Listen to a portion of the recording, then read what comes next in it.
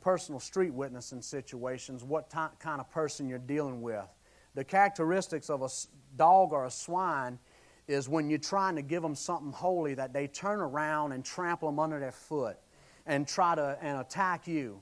In situations like that, you just, I'm sorry I bothered you.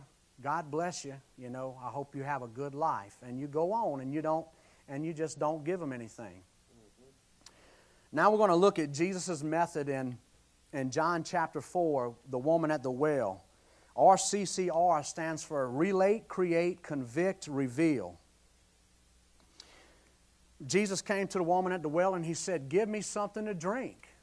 He spoke to her on a natural level, using water.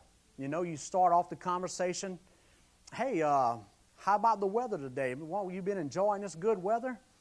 God made the weather, and you just relate to them. You just open the conversation.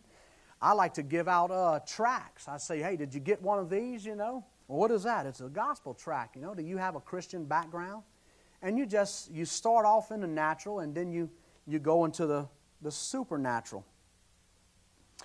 Because you got to remember 1 Corinthians 2:14, but the natural man receiveth not the things of the Spirit of God, for they are foolishness unto him, neither can he know them, because they are spiritually discerned. You can't go up to somebody and say, what's the condition of your soul? You know what I mean? You just can't go in and say, hey, where do you know where you would be if you died today? Something like that. It's too abrupt. You got to start off in the natural. You got to say things that they can relate to. Then create. Jesus created an opportunity to swing from the natural to the spiritual in verse 10. He said, if you knew who it was that you were talking to, you would have asked him and he would have given you living water.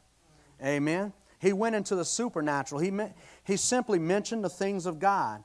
This will take courage. Gospel tracts are a simple way to swing to the spiritual, as I just showed. Convict.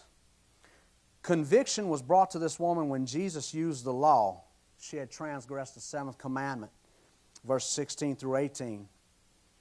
He used the law to bring the knowledge of sin. Romans 3:19 and 20. It says, let me see if I can grab it now. Romans 3:19 and 20. That's where you have to stop the mouth. Oh, okay. Now we know that the law was given. That is 80 or 90